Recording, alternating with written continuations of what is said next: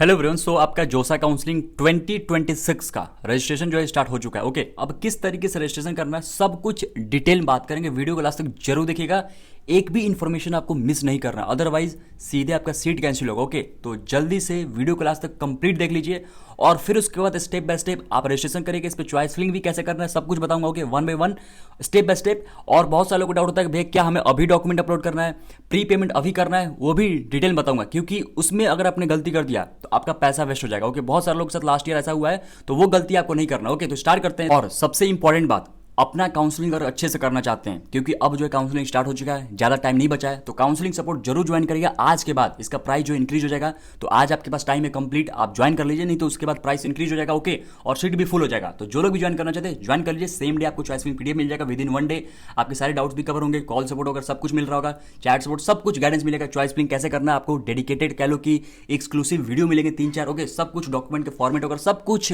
Doubt clear हो जाएगा। तो अच्छे से काउंसलिंग करना चाहते हैं तो काउंसलिंग सपोर्ट जरूर ज्वाइन करिए। डिस्क्रिप्शन में मैंने लिंक शेयर कर दिया। ओके, देखो जैसे ऑफिशियल वेबसाइट जाओगे आप, लिंक पे क्लिक करोगे। ओके, तो यहाँ पे आपको ये पोर्टल दिख जाएगा। अब इसमें मेंशन है JEE main application number, password, security pin, और यहाँ पे लॉगिन कर लीजिए। ठीक है, तो सिंपली आपको क्या करना है, जो जेईई मेन का एप्लीकेशन नंबर है, ठीक है, उस पर जो भी डालिए, आप जो पासवर्ड है जो आपने जेईई मेन के टाइम क्रिएट किया था वो डालिए, सिक्योरिटी पिन डालिए और फिर लॉगिन पे क्लिक करिए। ठीक है, तो स्टार्ट करते हैं 1 में। फिर उसके बाद जैसे ही आप इसमें ओटीपी डालोगे, सबमिट करोगे, स्टार्ट हो जाएगा। ठीक, जैसे ही सबमिट करोगे आपको कुछ ऐसा आपको दिख जाएगा। इस पे आपको आई एग्री पे क्लिक करना है। ओके, इस पे ओके करना है, और जैसे ही ओके करोगे आपको जेईई मेन का डिटेल जो है सारा दिख जाएगा। ठीक है, तो इसमें क्या करना है, अपना जेंडर जो अगर चेंज करना चाहते हो कर सकते हो। ठीक है, तो जो पहले से वो डाल दीजिए। नेशनलिटी आप इसमें अगर चेंज करना चाहो तो कर सकते हो, अदरवाइज वैसे आप इंडियन ही होगे तो डेफिनेटली जरूरत नहीं है।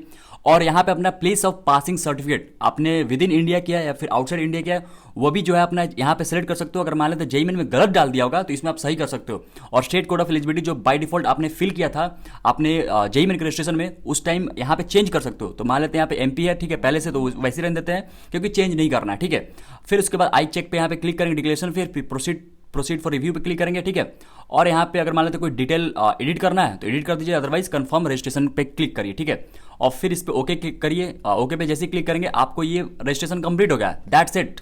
इसमें टोटल अवेलेबल चॉइसेस 689 है।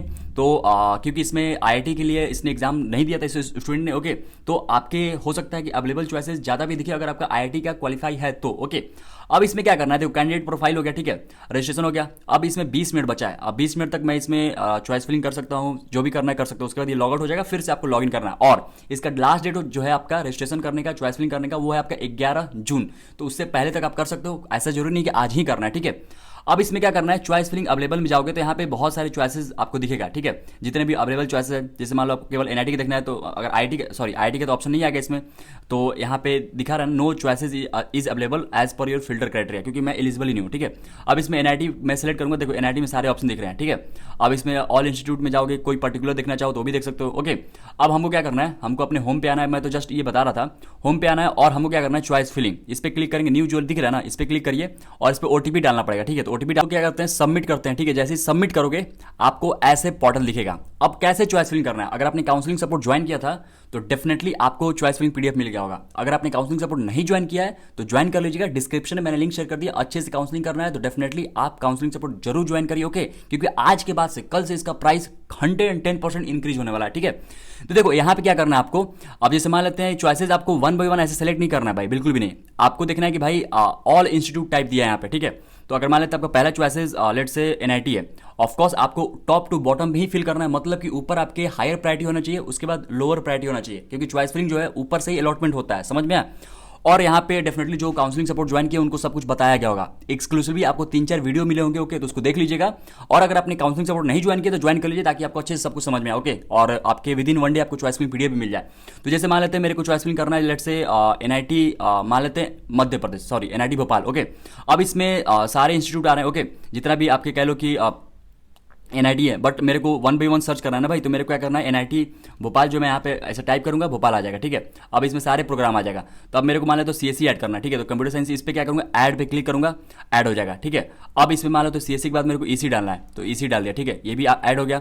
अब लेट से मेरे को मान लेते हैं इस पर एमएनसी डालना है, वो डाल दिया। ठीक है, अब जैसे मान लेते हैं कंप्यूटेशनल मैकेनिक्स, वो डाल दिया। ठीक है, मैं जस्ट रैंडम डाल रहा हूँ, बट अब इसको आप डाल सकते हो अपने हिसाब से, इलेक्ट्रिकल डालना, इलेक्ट्रिकल डाल दिया। ठीक है, अब जैसे ही 5-10 चॉइसेज आप ऐड करोगे ना, 10-15 10-12 चॉइसेज जैसे ही ऐड करोगे, हर 2 मिनट अपडेट पे क्या करना है, इसको सेव एंड कंटिन्यू क्लिक करना है, क्योंकि सेव नहीं करोगे तो फिर ये आपको बाद में फिर से दोबारा कर जाना पड़ेगा, ठीक है।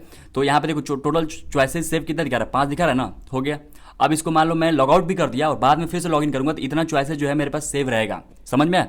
तो अब इसे मान लेते हैं और इसमें ऐड करना, लेट से मान लेते हैं कि कौन सा ऐड करना भाई, इलेक्ट्रिकल इंजीनियरिंग मोबिलिटी ऐड कर लेते हैं, मैकेनिकल ऐड कर लेते हैं और ऐड कर लेते हैं लेट से केमिकल, मैं जस्ट बता रहा हूँ, ऐसे ऐड कर लिया, सारा ऐड हो गया। अब इसको फिर से सेव एंड कंटिन्यू, जब भी आप कोई चीज़ ऐड करो उसको बार बार सेव करो, ठीक है, क्योंकि सेव नहीं करोगे तो फिर दिक्कत हो जाएगा। ओके, जैसे मान लेते हैं मेरे को लेट से जलंधर का मेरे को ऐड करना है, ठीक है, तो मैं इस पर क्लिक करा, ठीक है।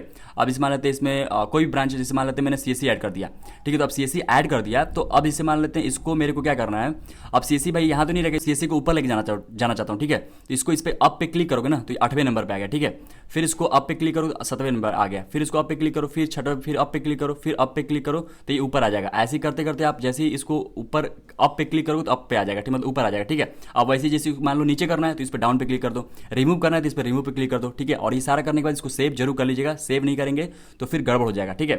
अब तीसरी बात, अब ये तो मैंने चॉइस फिलिंग कर दिया, ठीक है, अब इसे मान लेते हैं इसमें हमको रिमूव करना है, जैसे मान लेते हैं मेरे को भाई लेट से ये जो है कंप्यूटेशनल मैकेनिक्स ये नहीं चाहिए, तो इसको क्या करेंगे, मैं रिमूव पे क्लिक कर दूंगा, ये रिमूव हो जाएगा। अब रिमूव कर देते तो इसको सेव एंड कंटिन्यू कर लेना है, हमेशा आप सेव एंड कंटिन्यू करते रहिए, ठीक है, सेव एंड कंटिन्यू करेंगे तो आपका चॉइसेस जो है सेव रहेगा। तो इसी तरीके से आपको चॉइस फिलिंग करना है, ओके। और अभी फिलहाल जो है इस पे मान लेते हैं अगर आपको मैनेज करना है चॉइस फिलिंग तो इस मैनेज पे क्लिक करोगे तो यहाँ पे आपका आ जाएगा, ठीक है, सारा चॉइसेस दिखने लगेगा, ओके। और इस पे अप डाउन कर सकते हो, ओके। चॉइसेस रीअरेंज करना है तो इस पे करोगे तो यहाँ भी आ जाएगा। अब इसे मान लेते हैं पहला, दूसरा, तीसरा, चौथा, पांचवा, छठवां, सातवां, आठवां है। अब इसे मान लेते हैं कि मेरे को पहला सीएससी है, अब दूसरा पे जलंधर का है, अब भोपाल में इसी है, फिर चौथा ये है, तब इसे मान लो इसको मैं 5वां करना चाहूंगा तो ये 5वां हो जाएगा, ठीक है, ये 5वां हो जाएगा। अब लेट से इसको चौथा करना चाहो तो चौथा हो जाएगा, ठीक है। अब इसको सेव चेंज कर दोगे तो देखो अपने आप ये अपडेट हो जाएगा, समझ में आया। इस तरीके से आप इसको कर सकते हो। चॉइसेस को इंटरचेंज करना चाहते हो, वो अगर मल्टीपल डिलीशन करना है तो आपको क्या करना है, इसको चेक करना है यहाँ पे, और फिर उसके बाद मान लो डिलीट करना है तो डिलीट चेक चॉइसेस कर सकते हो, तो इस पर ओके करोगे वो डिलीट हो जाएगा। तो 3 चॉइसेस डिलीट हो गया, तो ऐसे कर सकते हो आप, ओके। तो आई होप आपको सब कुछ समझ में आ गया होगा चॉइस फिलिंग कैसे करना। अभी देखो मैंने 5 चॉइसेस फिल किया है, और सॉरी लॉक नहीं करना है, सेव करना है, ठीक है। लॉक ये ऑटोमेटिकली आपका जब भी डेडलाइन होगा उस दिन अपने आप ये लॉक हो जाएगा, ठीक है। बाद में इस पर वीडियो बना के मैं बता दूंगा कैसे क्या करना, ओके। आई होप आपको सब कुछ समझ में आ गया होगा। और दूसरी बात, इसमें आपको डॉक्यूमेंट और प्री पेमेंट जो है ऑप्शन ये नहीं करना, डॉक्यूमेंट अपलोड नहीं करना, ध्यान रखिएगा।